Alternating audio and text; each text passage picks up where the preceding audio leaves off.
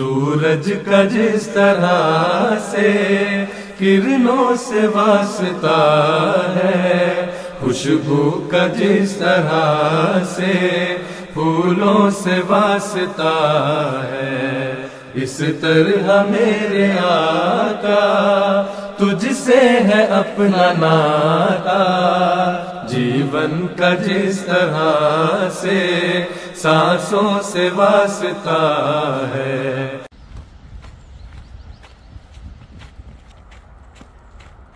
السلام علیکم ورحمۃ اللہ وبرکاتہ۔ سبحان اللہ و بحمدہ سبحان اللہ العظیم۔ اللہم صلی علی محمد و علی آل محمد۔ آج 24 نومبر 2025 ہے، سوموار کا دن، اور آپ دیکھ رہے ہیں کہ فرینکفرٹ جیسے شہر میں جہاں کے جو گرمی زیادہ اکثریت لوگوں کی ہونے کی وجہ سے عموماً یہاں کا ٹیمپریچر جو ہے وہ اتنا نہیں گرتا کہ یہاں برف نظر آئے، لیکن نومبر کے اخیر پہ یہاں بھی برف آپ کو نظر آ رہی ہے۔ جہاں جہاں خالی تھی جگہ وہاں وائٹ، لیکن یہ باہر کھیتوں میں پہنچ کے تو یہ کچھ جگہوں پہ آپ کو نظر آ رہا ہے کہ برف ہے، باقی جو ہے وہ ان جھاڑیوں کے اندر جو ہے غائب ہو چکی ہے۔ آج موسم ٹھنڈا ہے اور ریل پیل صبح صبح گاڑیوں کی، انسانوں کی شہر کے اندر جاری ہے، لیکن میں نے یہ سمجھا کہ چلیں آج باہر کا جو واق کا منظر ہے وہ آپ کو دکھاتے ہیں، اور ساتھ آپ کو 2-3 بہت ہی خوبصورت مناظر جو کل ہم نے دیکھے ویڈیوز کی شکل میں وہ بھی شیئر کریں گے۔ سب سے پہلے کی زبردست جو خبر ہے وہ UK میں ایک علاقہ ہے کارڈف ویلز، بہت ہی خوبصورت مسجد کا وہاں پہ افتتاح کیا ہے پیارے آقا نے۔ اس کی جھلک آپ دیکھ چکے ہوں گے سوشل میڈیا پہ، لیکن جو بات ساتھ ہے وہ یہ کہ دیکھیں پاکستان کے اندر جو لوگ اپنے آپ کو مسلمان کہتے ہیں، نبی کریم صلی اللہ علیہ وسلم کی طرف منسوب کرتے ہیں، امت کہلاتے ہیں، ان کی جو حرکات ہیں دوسرے مسلمانوں کے ساتھ وہ ایک طرف ہیں، اور احمدیوں کا دنیا بھر میں جو مساجد پہ مساجد بناتے چلے جانا وہ ایک طرف ہیں۔ وہ لوگ کہتے ہیں یہ جی کافر ہیں، انہوں نے اپنا نبی بنا لیا ہے، نبی کریم صلی اللہ علیہ وسلم آخری نبی ہیں، اور یہ جو احمدی یا قادیانی ہیں یہ مانتے ہیں کہ نبی کریم صلی اللہ علیہ وسلم کے بعد کوئی نبی آ سکتا ہے۔ احمدی کہتے ہیں کہ یہ شرعی اور غیر شرعی کا معاملہ ہے، شریعت مکمل ہو چکی ہے نبی کریم صلی اللہ علیہ وسلم پہ، قطعاً کسی قسم کا اس میں کوئی اضافہ نہیں ہو سکتا۔ قرآن مجید بھی مکمل کتاب ہے اور آخری کتاب ہے نبی کریم صلی اللہ علیہ وسلم پہ جو نازل ہوئی، لیکن نبوت ایک برکت ہے، اللہ تعالیٰ کا ایک انعام ہے، اور ہم درود شریف روزانہ پڑھتے ہیں، نماز میں بھی اللہ تعالیٰ سے گڑ گڑا کے دعائیں کرتے ہیں کہ یا اللہ ہمیں ان انعامات سے بھی نواز جو حضرت ابراہیم علیہ السلام کی جو امت تھی اس کو تو نے جن انعامات سے نوازا، اب وہ نبی کریم صلی اللہ علیہ وسلم کی امت کے لیے بھی ہم دعائیں مانگتے ہیں۔ اب نبوت یا ولایت یا باقی اس طرح کے جو اللہ تعالیٰ کے خاص انعامات ہیں، خلافت، کیا یہ انسانیت کے لیے ایک سزا ہے یا ایک انعام ہے؟ بات یہ ہے، ایک چلتا ہوا چشمہ جسے لوگ سے فیض یاب ہوتے ہیں، کسان جو ہیں ان کو جب پانی مل رہا ہوتا ہے، آیا اس کو بند کر دینا وہ ان کے لیے عطاب ہے یا اس کو بہتے رہنے دینا اس کا ان کو لیے فائدہ ہے؟ آج کا انسان جس طرح گر چکا ہے، جس طرح کی حرکات ہیں، کبھی ہم انڈیا سے کبھی ہم افریقہ سے دیکھتے ہیں کہ صرف اور صرف اپنے مذہب کا نام لے کے وہ دوسروں پہ ظلم کر رہے ہوتے ہیں اور کہہ رہے ہوتے ہیں کہ آپ کا جو مذہب ہے وہ ہمارے علاقے میں اس کا کیا کام ہے، ہماری اکثریت ہے، تو یا تو ہمارے ساتھ مل جاؤ، پوجا پاٹ کرو بتوں کی، ادروائز جان سے جاؤ۔ اب اس زمانے کو اگر آپ کمپیریزن کریں وہ جو پہلے انبیاء گزرے دنیا میں، تو خدا تعالیٰ لوگوں کی ہدایت کے لیے جو لوگ بھیجتا ہے اس دنیا میں نبی. اب ایک بات اس میں غور کرنے والی، نبی کریم صلی اللہ علیہ وسلم پہ جو تعلیم مکمل ہوئی، جو شریعت مکمل ہوئی، اس کو اگر امت ہی بھول جائے اور اس کے اندر بگاڑ پیدا کر دے، اس کو اپنی مرضی کے مطابق اس میں نئی نئی چیزیں ایڈ کر دے، پھر نبی کریم صلی اللہ علیہ وسلم کی وہ حدیث ذہن میں آتی ہے کہ امام مہدی تشریف لائیں گے اور وہ آ کے اس بگڑی ہوئی امت کو دوبارہ راہ راست پہ لے کے آئیں گے. جیسے ایک حدیث میں ہے کہ ایمان سریا پہ چلا جائے گا، پھر ایک اہل فارس میں وہ امام مہدی کا جو ذکر، وہ لمبی حدیث ہے. لیکن سوچنے والی بات یہ ہے کہ نبوت کا خاتمہ اور نبوت کا اجرا، اس میں انسانیت کے لیے فائدہ کس بات میں ہے؟ صرف زبانی یہ مان لینا کہ نبی کریم صلی اللہ علیہ وسلم آخری نبی تھے، اس کے بعد خلاف نبوت ختم ہو گئی، لیکن اس کے ساتھ اس چیز کا بھی ذہن میں رکھنا کہ اگر ایک بیماری دنیا میں پھیل رہی ہو، اس کا مسیحا، اس کا علاج کرنے والا دنیا میں نہ آئے، تو آیا وہ بیماری عذاب الہی عطاب ہے یا کہ وہ انسانوں کے لیے ایک انعام ہے خدا تعالیٰ کی طرف سے؟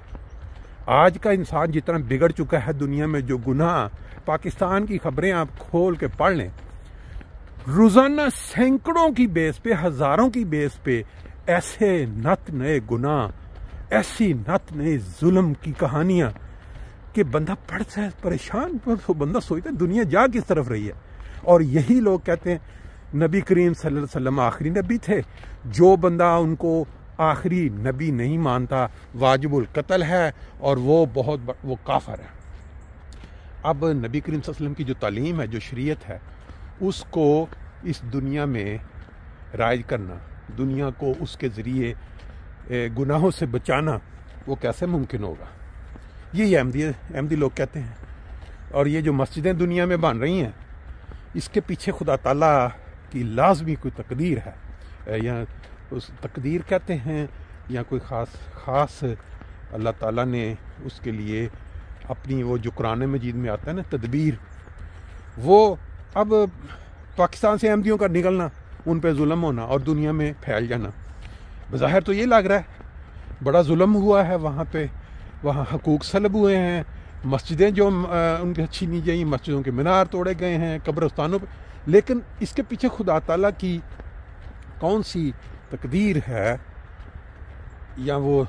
تدبیر ہے جس سے پوری دنیا اب فیض اٹھا رہی ہے؟ یہ مسجد کا افتتاح آپ دیکھیں، جھلکی ابھی میں ساتھ لگا بھی دوں گا. پھر ایک احمدی خاتون نے انگلینڈ میں بہت بڑا اعزاز حاصل کیا، جس کو ایک خاص مختلف جو علاقوں میں ٹائٹل دیا جاتا ہے حکومت کی طرف سے، تو بہت بڑا ٹائٹل ہوتا ہے لارڈز کا. ہمارے پاکستانی کئی نام پہلے آئے اور بعد میں پھر بہت بڑا بدنامی کا بھی انہوں نے ٹیکہ لگوایا اس لیول پہ جا کے، اس کا مس یوز کرتے ہوئے. وہ بھی کل کا میڈیا میں چل رہا ہے. انڈیا میں وہ مسلمان ایک اسکول کے اندر جو ہیں وہ ہندو مسلمانوں کو پکڑ کے تو وہ ان پہ ظلم کر رہے ہیں کہ جو آپ نے نماز پڑھی تھی تو اب آپ اعلان کرو کہ ہم شری رام یا وہ جو ہندوؤں کا. اب یہ سارے منظر جو اگر آپ کے سامنے گزریں تو بڑی کلیئر آتی ہے کہ ہم اگر اپنے منہ سے اتنا کہہ دیں نبی کریم صلی اللہ علیہ وسلم آخری نبی تھے، اوکے آخری نبی، پھر اس کے ساتھ کیا یہ سارے جرم، یہ سارے گناہ، ساری جو بیماریاں دنیا میں پھیل رہی ہیں، آیا وہ ختم ہو جائیں گی؟ یا کہ ہم یہ اگر کہتے ہیں کہ نبی کریم صلی اللہ علیہ وسلم اپنی شان میں سب سے بلند نبی تھے، آخری نبی تھے، اپنی شان کے لحاظ سے ان کا مرتبہ سب سے بلند ہے، لیکن نبی کریم صلی اللہ علیہ وسلم کی اطاعت میں وہ جو ہم دعا کرتے ہیں اللہ تعالیٰ کے آگے کہ یا اللہ حضرت ابراہیم علیہ السلام کی امت میں جو انعامات اللہ تعالیٰ نے اس قوم میں دیے وہ حضرت محمد مصطفیٰ صلی اللہ علیہ وسلم کی امت کو بھی عطا کر، تو اس میں ولایت، نبوت، یہ جو خلافت کا کہ اللہ تعالیٰ قرآن مجید میں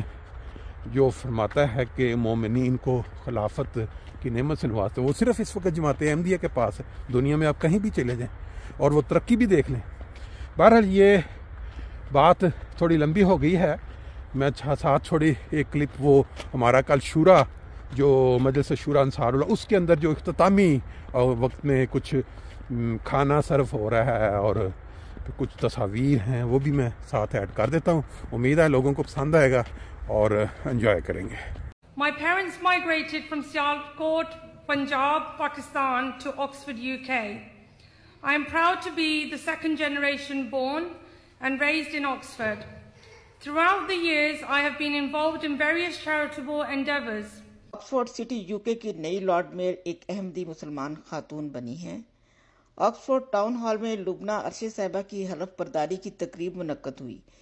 محترمہ لبنہ عرشے صاحبہ نے اپنی حلف برداری کی تقریب میں اللہ تعالیٰ کے بابرکت نام سے اپنی تقریر کا آغاز کیا۔ انہوں نے اپنی فیملی بیک گراؤنڈ بتاتے ہوئے کہا کہ ان کے والدین کا تعلق سیالکوٹ پاکستان سے ہے، جو 1960 کی دہائی میں آکسفورڈ یوکے موو ہو گئے تھے۔ اس کے علاوہ انہوں نے بتایا کہ وہ آکسفورڈ سٹی میں اس عہدے پر فائز ہونے والی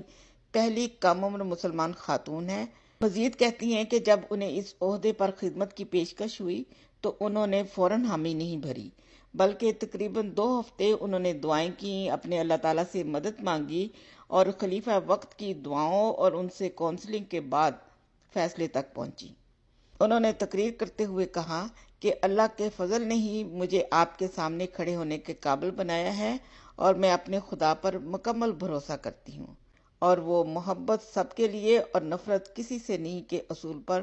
پختہ یقین رکھتی ہیں۔ I strongly believe in the principles of love for all and hatred for none. When I was asked to serve in this capacity, I did not immediately say yes. Instead, I spent nearly 2 weeks in prayer, seeking guidance and fervently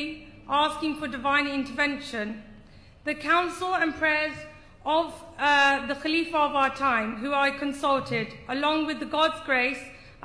have enabled me to stand before you today. I reaffirm my trust in God.